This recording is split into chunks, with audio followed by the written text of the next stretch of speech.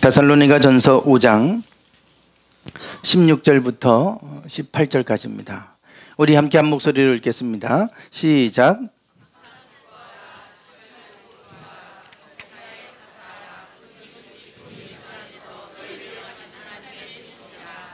아멘. 2017년도 새해가 밝았습니다. 우리가 새해가 되면 사람들은 누구나 다 새로운 마음을 가지고 새롭게 시작하고 또 새로운 일들을 하기를 원합니다. 그게 다 누구나 갖는 공통된 마음이죠. 아까 보니까 여러분들이 저를 뚫어지게 쳐다봅니다. 안경이 바뀌었죠. 네. 이 옆에 흰머리가 자꾸 나오다 보니까 좀 늙어 보인다고 제 아내가 좀 젊어 보이라고 이거 쓰라고 그래서 어색하지만 썼어요. 그랬더니 젊어 보인다고 늘 주변에서 말씀을 해주시던데요.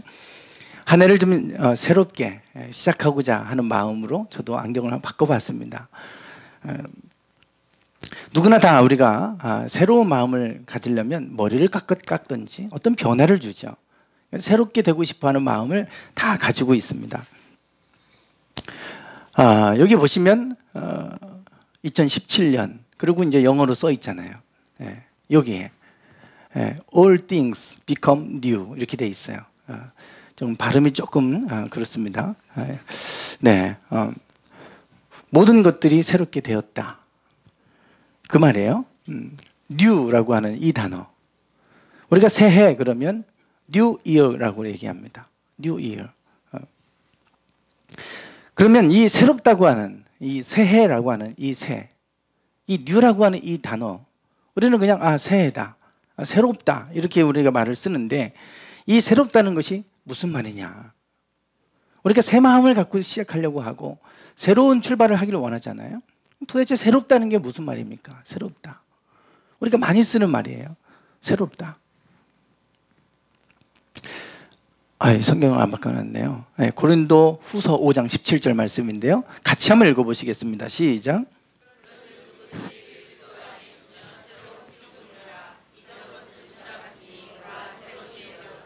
네, 여기서 우리가 많이 암송하고 또 많이 알고 있는 말씀입니다. 여기에 새로운 피조물이라 그럽니다. 새로운 피조물이다. 누구든지 그리스도 안에 있으면 새로운 피조물이라는 겁니다. 이전 것은 지나갔으니 보라 새 것이 되었다. 여기도 새 것이라는 말이 나오죠. 네, 뉴 크리에이션이라고 하는 이 영어로 이렇게 돼 있어요. 새로운 피조물이다. 그러면 이 새로운 뉴라고 하는 이 단어가 원어를 보니까 어떤 단어로 쓰였냐면 카이노스라고 하는 단어예요. 이 말은 형태를 의미할 때는 지금까지 존재하지 않은, 막 만들어져서 아직 사용하지 않은 이것을 말하고, 내용의 면에서는 지금까지 존재하지 않았던 것을 얘기합니다. 그게 뉴라고 하는 뜻이에요. 이전보다 조금 좋아지는 차원이 아니라 이전과 전혀 다른 차원의 새로운 것을 얘기하는 거예요. 그게 뉴라고 하는 의미예요. 조금 이전보다 업그레이드 돼서 좋아지는 차원이 아닙니다. 우리가 그리스도 안에 있으면 새로운 피조물이다 그럴 때 이전보다 조금 더 나아지는 상태의 피조물이 아닙니다. 그리스도 밖에 있을 때 사람과 그리스도 안에 있을 때 사람은 전혀 다른, 이전과 전혀 다른 모습의 피조물이 된다는 겁니다. 이것이 성경에서 말하는 새로운 피조물의 의미고 뉴의 의미예요. 우리가 사용하는 뉴라고 하는 의미도 이런 의미예요. 그래서 2017년도 우리가 새로운 일이 일어나기를 원하신다. 그런 마음을 가지실 때는 이전보다 조금 더 좋아지거나 이런 수준이 아니라 이전과는 완전 차원이 다른 그런 새로운 일을 할 수 있고 또 새로운 일을 경험하는 그런 한 해가 되기를 원합니다. 이게 새해예요. 새해라고 하는 의미예요. 새, 뉴. 예수님께서 기적을 나타내실 때 첫 번째로 기적을 행하셨어요. 첫 번째 기적은 물을 포도주로 바꾸시죠. 물을 포도주로 바꾸세요. 혼인잔치에 포도주가 떨어졌을 때 예수님께서 물을 항아리 가득 아구까지 채워라. 그리고 그것을 갖다 주어라. 그랬을 때 갖다가 주는 가운데 물이 포도주로 바뀌어버렸어요. 완전히 다른 형태로 바뀐 거예요. 성질이 바뀌어 버렸어요. 물에서 좀 더 맛있는 물이 아니라 완전히 지금 다른 화학적 변화가 일어난 거예요. 이것이 바로 지금 이게 뉴라고 하는 의미입니다. 새롭게 변화되는 거예요. 하나님께서는 우리에게 새 일을 행하기를 원하십니다. 보라, 내가 새 일을 행하리니 이제 나타날 것이라. 지금까지는 우리가 할 수 있었던 일이 아니라 하나님이 하시는 새 일은 우리가 할 수 없는 이전과 다른 일들을 하나님 하시는 거예요. 새해가 그런 새해가 되길 원합니다. 내 능력과 내 노력으로 하는 것은 조금 더 나아지는 수준이 될 수밖에 없을 거예요. 그렇지만 하나님이 은총을 내리시고 또 하나님이 함께 하시는 삶은 이전과 다른 차원이 다른 삶으로 인도하십니다. 그것이 하나님께서 우리에게 약속하시는 것이고 또 그리스도 안에서 우리를 그런 피조물로 우리를 세우셨다고 말씀하세요. 이 2017년도 새해는 모든 것들이 새롭게 되기를 소망합니다. 새로운 일들, 이전과 다른 전혀 다른 것을 경험하는 이런 한 해가 되기를 주님의 이름으로 축원합니다. 그러면 어떻게 이런 일들이 일어나느냐 이거예요. 어떻게 이런 새로운 일들이 일어날 수 있느냐. 그게 이제 오늘 우리가 나누고자 하는 내용입니다. 여기에 보시면 물을 끓이면 물이 이제 어느 정도 온도가 되면 부글부글 끓습니다. 이게 몇 도에 끓습니까? 몇 도에 끓어요? 예전에 한번 설계한 것 때문에 지금 말씀을 잘 못하세요. 네, 일반적으로 몇 도에 끓어요? 네, 일반적으로 100도죠. 네. 그 전에 그 장하준 교수가 한 온도계 철학 얘기를 제가 드렸더니 이제 말씀을 못 하고 계신데, 네. 100도에 끓죠. 네. 그러면 이 끓는 점, 이 100도가 되면 물이 액체에서 기체로 변화됩니다. 성질이 바뀌어버려요. 이 지점을 우리는 물리학적 용어로 임계점이라고 얘기합니다. 임계점이라고 불러요. 임계점이라고 하는 것은 뭐냐면 이렇게 정의가 되어 있습니다. 어떤 물질의 구조와 성질이 다른 상태로 변하기 위해 절대적으로 요구되는 온도와 압력, 이게 임계점이에요. 그냥 변화되지 않습니다. 물질의 구조와 성질이 변하려면, 다른 형태로 변하려면 절대적으로 요구되는 온도와 압력이 있어야 된다는 거예요. 그 지점에 도달하면 갑작스러운 변화를 가져온다는 거예요. 그 지점이 바로 임계점입니다. 임계점이에요. 물이 포도주로 변화되는 것, 또 우리가 새로운 피조물로 변화되는 것, 이것이 그냥 어느 지점, 절대적으로 요구되는 온도와 압력과 같은 어떤 지점이 있는 거예요. 그 지점이 되면 갑작스러운 변화가 일어나요. 여기 보시면 이렇게 그래프가 서서히 올라갑니다. 그러다가 어느 지점에 도달하면 팍 올라가요. 요 지점, 요거를 임계점이라 부릅니다.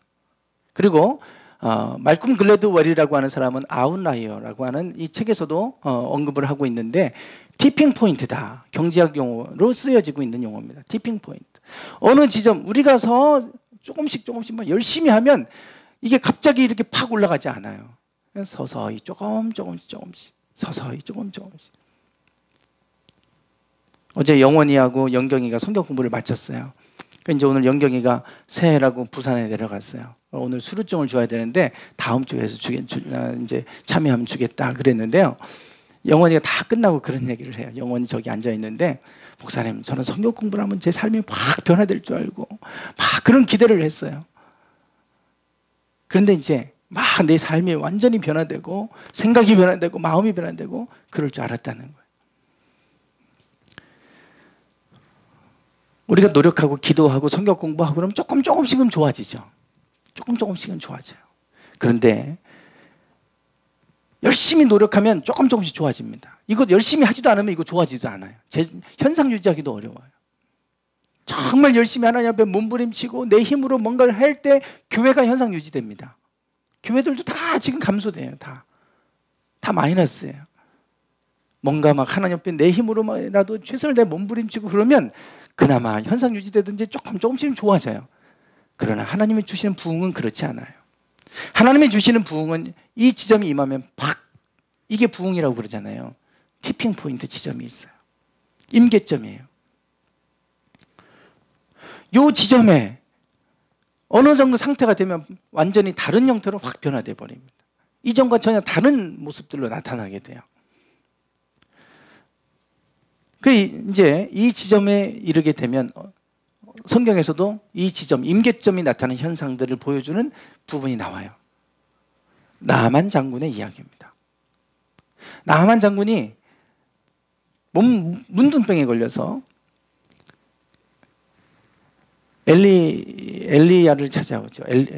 엘리사를 찾아오죠. 네. 엘리사를 찾아왔을 때 그때 엘리사가 찾아가지도 않았어요. 만나주지도 않았어요. 야, 요단강가에 가서 너 7번 몸을 담그고 돌아가라 그런 거예요. 참 기분이 상하고 자존심 상했지만 그 말씀에 순종하고 그곳에 몸을 담굽니다. 한 번 들어가요. 나와요. 정말 순종하기 힘든 순종을 했어요. 그 신하들이 저렇게 보는 앞에서 옷을 벗고 저기 들어가는 거예요. 군대 장관인데.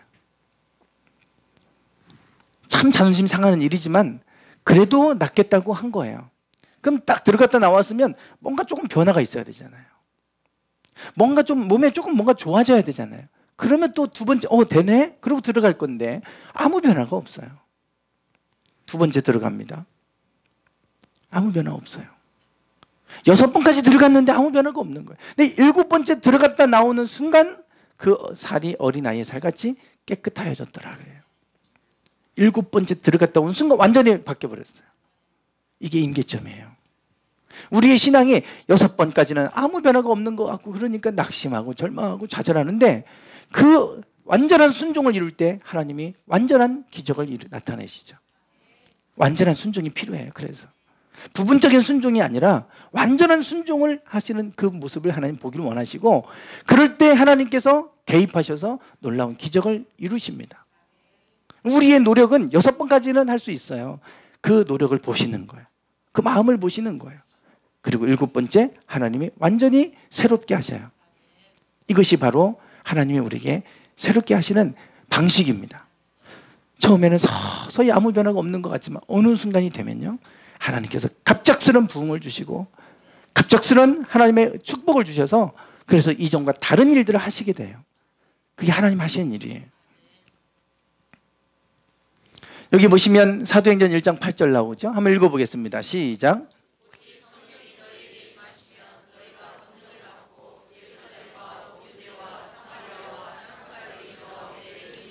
네, 여기 보세요.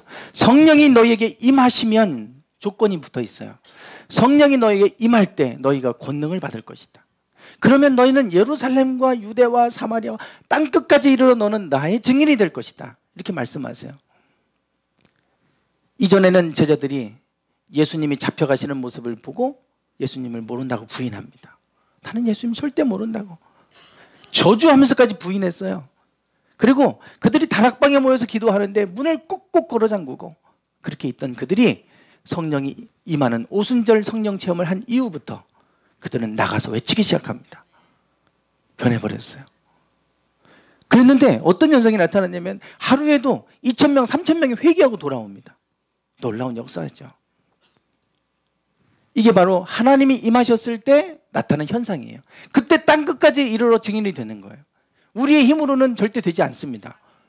우리가 어떻게 세상을 정복하고 어떻게 세상에 영향력을 끼치겠어요? 가정에서도 영향력을 못 끼치는데 하나님이 임재하시면 너는 땅끝까지 이르러서 내 증인이 될 것이다 그래요. 하나님의 임재 아래 있을 때 이게 가능하다는 얘기입니다. 그래서 우리가 이런 임계점은 하나님이 임하시는 그 사건을 통해서 나타납니다.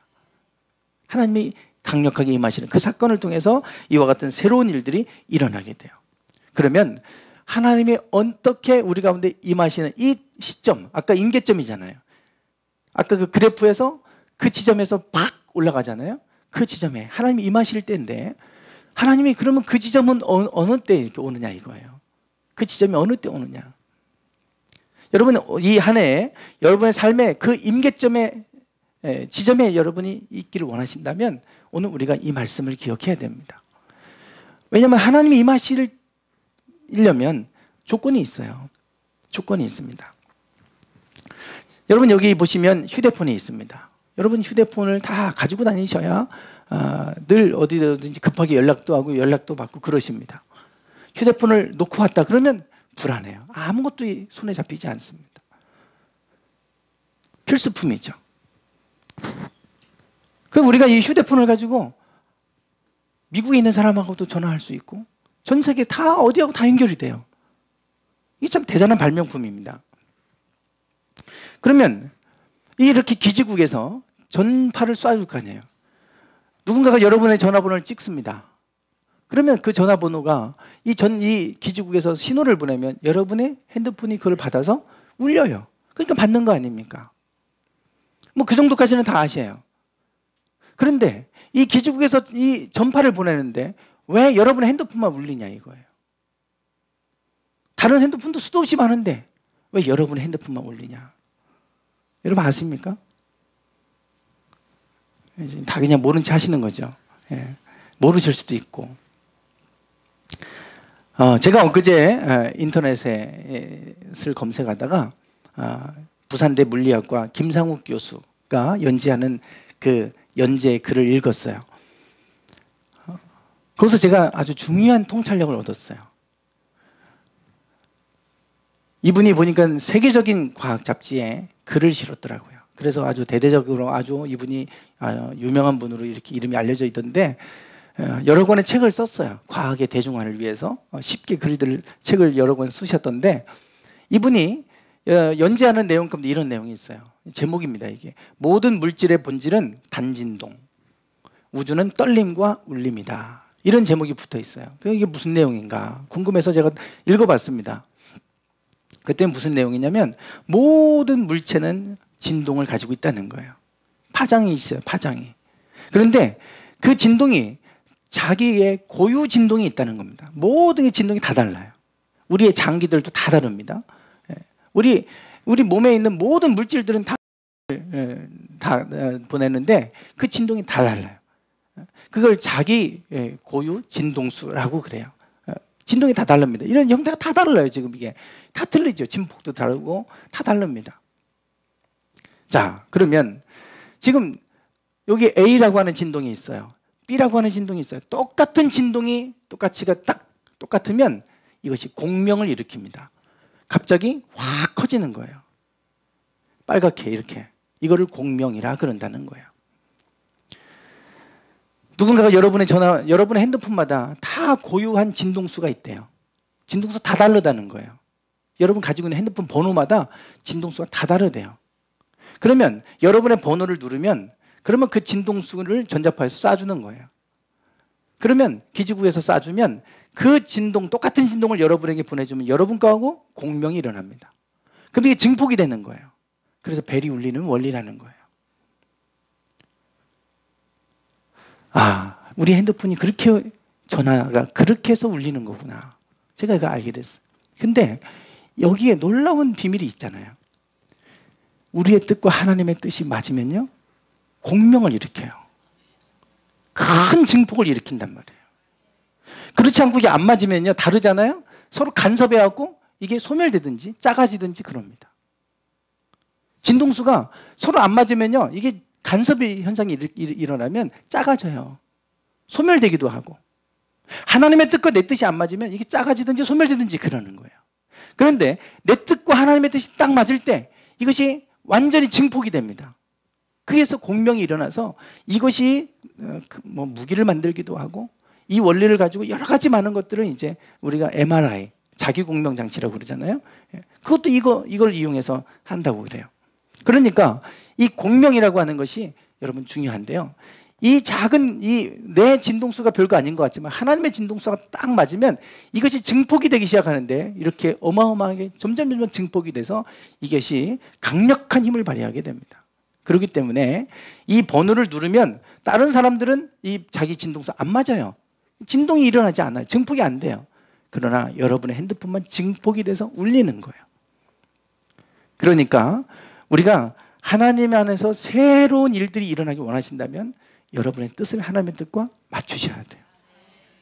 하나님의 뜻과 내 뜻이 맞으면 이것이 공명을 일으킵니다. 큰 증폭을 일으켜요. 그래서 내가 할 수 없었던 일들, 내 진동수보다 훨씬 넓은 영역으로 커져버려요. 그래서 우리가 땅끝까지 이르러 내 증인이 되리라 그러시고 성령이 임하시면 너희가 권능을 받는다 그러잖아요. 성령이 임하면 우리 안에 하나님의 영으로 채워져서 하나님의 뜻과 내 뜻이 일치하게 돼요. 그러면 우리가 그 속에 권능을 받게 돼서 땅끝까지 이르러 주님의 증인까지 될 수 있게 되는 겁니다. 그러니 우리가 이 새해를 시작할 때 내 뜻은 내 뜻, 내 계획을 세우기 전에 하나님의 뜻과 하나님의 계획을 묻고 거기에 맞추는 거예요. 그러면 여러분의 삶은 하나님의 행하시는 놀라운 일들, 이 공명으로 인해서 놀라운 새로운 일들이 일어나게 될 줄 믿습니다. 제가 이 한 해를 시작하면서 하나님 앞에 기도하면서 하나님 2017년도는 어떤 계획을 가지고 어떤 말씀을 붙들고 어떻게 목회하길 원하십니까? 하나님 좀 말씀해 주세요. 주의 음성을 구했어요.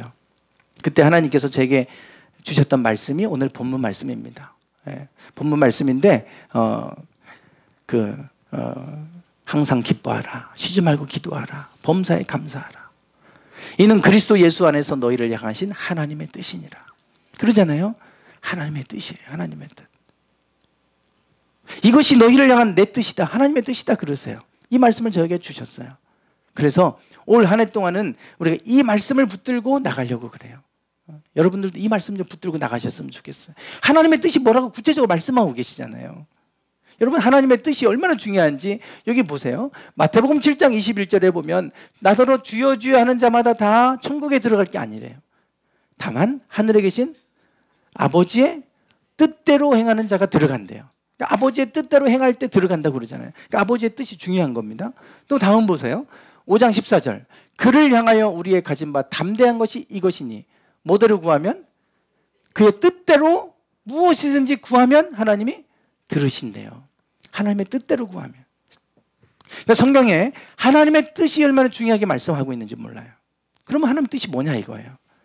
하나님의 뜻대로 구하고 하나님의 뜻대로 행하라고 그러는데 도대체 하나님의 뜻이 뭐냐? 오늘 본문이 구체적으로 이것에 대해서 말씀합니다. 세 가지를 말씀하죠. 항상 기뻐하라, 쉬지 말고 범사에 감사하래요. 이것이 우리를 향한 하나님의 뜻이다. 그렇게 말씀을 하고 있습니다. 여러분, 가장 먼저 얘기하는 게 뭐예요? 항상 기뻐하라는 거예요. 이거는 기쁨은 감정이라고 생각합니다. 어떤 좋은 조건이, 기쁜 상황들이 연출될 때 기뻐할 것 같은데 그러면 항상 기뻐할 수가 없어요.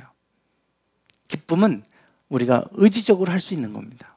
내가 기뻐하기로 결정하는 것이고 내가 기쁨으로 여기는 것이고 받아들이는 거예요. 항상 기뻐하래요. 항상. 이것이 가장 먼저 언급되고 있어요. 기도보다 더 먼저 언급되죠. 항상 기뻐하라 그럽니다. 여러분, 기쁨, 예수님이 기쁨에 대한 말씀을 하시는데요. 여기 한번 읽어볼까요? 예, 시작.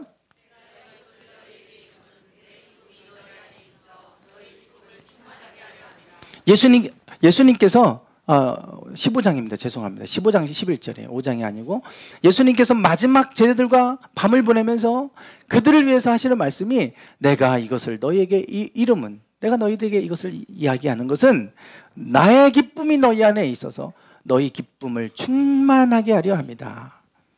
주님 안에 있는 기쁨이, 내 안에 있는 그 기쁨이 너희에게도 충만하게 하기 위해서 내가 이것을 너희에게 말하고 있는 것이다. 그렇게 얘기하세요. 예수님 안에 있는 기쁨이 우리 안에 있기를 원하셔요. 그게 하나님의 마음이에요. 어떤 부모가 자녀가 늘 근심과 염려 속에 사는 것을 원하겠습니까? 자녀들이 기뻐하는 걸 원하잖아요. 저희 어머니 보니까 사형제가 다 목회를 하는데 다 그것에 대해서 다 깨고 계세요. 그러면 어떤 교회에 누가 어떤 일이 생겼다 그러면 그거 갖고 근심하고 계세요. 다 교회 사형제들이 다 목회를 잘하고 있고 교회에 좋은 일들이 있으면 그것을 얼마나 기뻐하는지, 그게 자랑거리고 그게 기쁨이에요. 그게 부모의 마음이잖아요. 하나님의 마음은 여기에 계신 여러분 모두가 다 기쁨을 누리고 살기를 원하세요. 그게 하나님의 마음이죠. 내 기쁨이 너희 안에 있어서 너희 기쁨을 충만하게 하도록 하기 위해서 내가 너희에게 이것을 이룬다. 그렇게 말씀하세요. 그런데 우리는 너무나 많이 근심하고 염려하고 두려워하고 살지 않습니까? 하나님의 자녀됨의 특징은 뭐냐? 기쁨입니다. 하나님의 자녀됨의 특징은 기쁨이에요. 여러분 얼굴에 기쁨이 있으셔야 돼요. 너무 신중하게 심각하게 사지 마시고 여러분 얼굴에 기쁨이 있으시길 바랍니다. 한번 좀 옆 사람 좀 보세요. 기쁨이 있으신가? 좀 기쁨이 좀 있으세요. 기쁨이. 그러면 얼굴이 부드러워지세요. 얼굴이 부드러워지세요. TV 나오는 사람들 보니까 얼굴이 다들 그냥 무서운 사람께 왜 이렇게 보이는지 몰라요. 요즘 TV 나오는 사람들 보면 다 그래요. 오늘 우리를 볼 때, 여러분을 볼 때 막 무섭고 막 이렇게 보이시면 안 되잖아요. 하나님을 믿는다고 하는데 얼굴에 근심이 가득해. 두려움으로 가득해. 그거 하나님의 자녀된 모습이 아닙니다. 하나님의 자녀들에게는 기쁨이 있어요. 그게 우리에게 하나님 주시는 성령의 열매 가운데 하나가 희락이잖아요. 희락. 이 기쁨을 너희들에게도 내가 충만하게 하기를 원했습니다를 말한다 그래요. 여기 16장 22절 이어서 말씀합니다. 요거는 한번 본문을 찾아보세요. 본문 한번 찾아보시죠. 16장 22절입니다. 요한복음 16장 22절 성경 말씀을 찾아보시죠.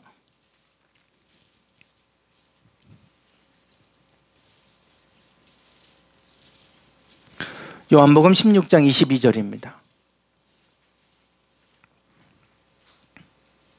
네, 같이 읽어보겠습니다. 시작.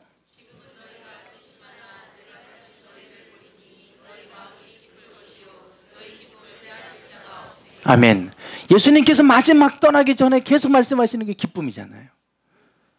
너희가 지금은 내가 이제 곧 죽을 것이고 너희를 이제 만날 수 없게 돼서 근심하게 되지만 내가 다시금 너희들에게 오게 될 텐데, 부활해서 너희들에게 다시 오게 될 텐데, 그러면 너희 마음이 기쁠 것이고 그 기쁨을 빼앗을 자가 없으리라. 여러분, 기쁨을 빼앗기지 않기 원합니다. 기쁨이 하나님의 앞에서 늘 항상 기뻐하기를 원하시고, 상황과 상관없이, 환경과 상관없이 기뻐하며 살기를 원하세요. 근데 문제는 사단은 우리에게 자꾸만 여러 가지 환경을 통해서 또 사람의 말을 통해서 기쁨을 빼앗아 갑니다. 기쁨을 빼앗아 가요. 그래서 너희 기쁨을 빼앗을 자가 없을 것이다 그래요. 시편 51편에 보면 다윗이 이런 고백을 하죠. 우리아의 아내 밧세바를 범하고 나서 그가 하나님 앞에 간절히 회개하며 기도한 내용, 주의 구원의 즐거움을 내게 회복시키시고. 죄를 범하니까 즐거움이 사라져 버렸어요. 다윗은 목동으로 있으면서 하나님을 얼마나 기쁨으로 찬양했습니까? 하나님을 찬양한 찬양의 시가 이 시편에 나와 있잖아요. 그 구원의 즐거움이 죄를 범하고 나니까 사라져 버렸어요. 오늘 우리가 그 기쁨을 빼앗을 자가 없으리라. 빼앗기시면 안 되잖아요. 그래서 예수님이 말씀하시는 게 24절, 그래서 22절 말씀하시고 24절 보세요. 제가 성경 말씀 찾아보라고 한 말씀은 이유는 요거예요. 요거 24절입니다. 읽어보겠습니다. 시작.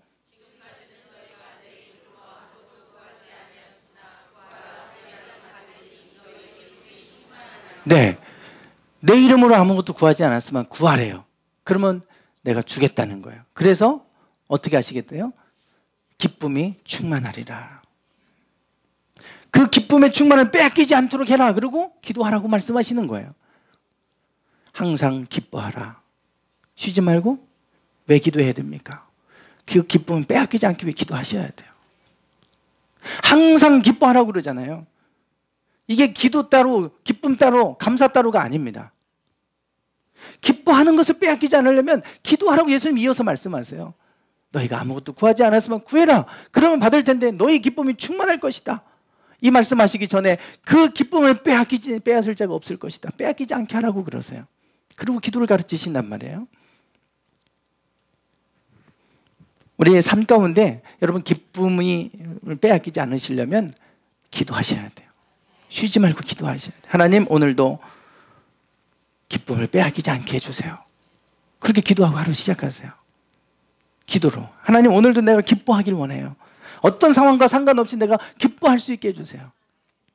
한번 이 말씀대로 해보세요. 하나님의 뜻이 이거라고 하니까 이렇게 해보세요. 그러면 분명히 그 놀라운 임계점을 여러분 경험하실 겁니다.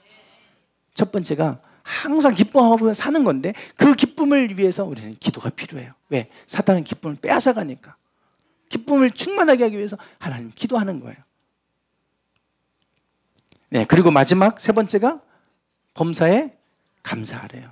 하나님이 내가 기도로 나에게 기쁨을 주신 거에 대해서 감사하세요. 하나님, 오늘도 내게 이런 기쁜 일들을 주셔서 감사합니다. 감사는 고백입니다. 하나님이 주셨음을 인정하는 거, 시인하는 거예요. 감사하면 아까 공명 그림을 보여드렸잖아요. 처음부터 한 번 맞아쳤다고 갑자기 팍 커지지 않아요. 커지고 더 커지고 더 커지고 그러는 거예요. 감사가 그거예요. 감사하면 더 커집니다. 감사하면 더 커지고 더 커지고 점점점 커져서 세상을 덮어버려요. 그래서 세 가지, 이게 너희를 향한 하나님의 뜻이다 이렇게 말씀하세요. 그래서 2017년도를 여러분 이 말씀 붙들고 여러분들 그렇게 사신다면 놀라운 일이 일어날 겁니다. 새로운 일이 일어날 줄 믿습니다. 이제 여러분 가실 때 편지 봉투 하나씩 드릴 거예요. 한 가정에 하나씩. 거기에 이런 거 2개가 들었습니다. 색깔을 달리해서 2개가 들었어요. 잘 보세요. 설명을 잘 들으세요. 하나는 이렇게 됐습니다. 오늘도 기도로 시작하세요. 기쁨으로 가득하세요. 감사로 승리하세요. 현관문에 붙이세요. 출근하기 전에 딱 보시게. 오늘도 기도로 시작하세요. 기도하고 시작하세요. 오늘. 기도 못하셨으면 차 타고 가다가도 기도하세요. 하나님 오늘도 내가 기쁨 빼앗기지 않게 하시고 오늘 기뻐할 수 있게 해주세요. 그리고 일터에서 일할 때 자꾸 기뻐하시고 기뻐하시는 거예요. 그리고 내가 하나님 주신 그 기쁨을 누리고 있다면 그걸 감사하는 거죠. 이게 이제 딱 나가실 때 이걸 보시고 날마다 하시는, 날마다 이게 하나님의 뜻이니까 한번 해보시자고요. 그리고 또 하나, 이게 현관문 안쪽입니다. 바깥쪽에 붙이지 마세요. 그리고 그럼에도, 이건 바깥쪽입니다. 이거는 바깥쪽. 들어오실 때, 이제 하루 일과를 마치고 들어오실 때 그럼에도 기도하셨습니까? 그럼에도 기뻐하셨습니까? 그럼에도 감사하셨습니까? 여러 가지 기도할 수 없는 상황, 기뻐할 수 없는 상황, 감사할 수 없는 상황이 있었지만 그럼에도 기도하셨습니까? 한번 보세요. 퇴근하면서 현관문에 딱 바로 문 열고 들어오지 마시고 한번 좀 보시고, 내가 그럼에도 기뻐했는가? 그럼에도 내가 오늘 이 하루를 기도로 시작했는가? 오늘 하루 점검해 보세요. 그럼에도 내가 감사했는가? 하루를 그렇게 해보세요. 그리고 또 하나, 이게 이제 2개입니다. 2개. 그리고 또 하나는 이 팔찌 하나 제가 이제 드릴 거예요. 가시면 이 팔찌 찾습니다. 이 팔찌를 끼고 계시면서 이걸 볼 때마다 내가 오늘 기뻐해야지, 이런 마음 가지고 좀 끼고 다니세요. 그럼 불평하다가도 이걸 좀, 이러면 안 되지. 예전에 불평밴드 이거 했었잖아요. 불평할 때 되면 이거 옮겨 차고, 그래서 불평하지 않게 하려고 했던 부분인데, 이것만 차고만 있어도요, 내가 이 말씀이 딱 떠오르실 거예요. 그래서 이 밴드를 꼭 잃어버리지 마시고, 그리고 이 밴드를 꼭 손목에 차고 계시고, 그래서 이 올 한 해에는 이것이 우리를 향한 하나님의 뜻이라고 말씀하시니 내가 이렇게 살아보리라. 그렇게 한번 해보세요. 놀라운 변화들이 여러분 건강에서도 나타날 것이고, 가정에서 나타나실 것이고, 일터에서 나타나실 겁니다. 오늘 우리의 삶에 내 뜻이 하나님의 뜻에 맞춰짐으로 거기에서 놀라운 공명이 일어나서 놀랍게 하나님이 행하시는 일들을, 새 일들을 경험하기를 주님의 이름으로 축원합니다. 기도하겠습니다.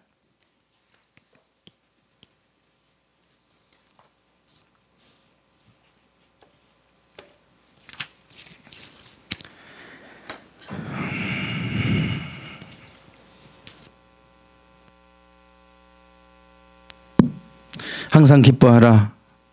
쉬지 말고 기도하라. 범사에 감사하라. 이는 그리스도 예수 안에서 너희를 향하신 하나님의 뜻이니라. 오늘 우리가 하나님의 뜻에 내 뜻을 맞추길 원합니다. 비록 기뻐할 수 없을지라도 항상 기뻐하라고 말씀하셨으니 기뻐하며 살기로 결정합니다. 쉬지 말고 기도하라 말씀하셨으니 기도할 수 없을 정도로 분주할지라도 끊임없이 기도하며 살기로 결정합니다. 감사할 수 없는 조건일지라도 하나님 범사에 모든 일에 감사하라 하셨으니 감사하며 살기로 결정합니다. 그렇게 살 때 하나님 놀라운 일들을 우리는 보게 될 것입니다. 주님, 이 시간 우리가 이 말씀 붙들고 이 한 해를 시작합니다. 하나님께서 이 말씀 주셨으니 이 말씀 붙들고 승리하게 하옵소서. 예수님의 이름으로 기도드리옵나이다. 아멘. 찬양 드리겠습니다. 하늘의 문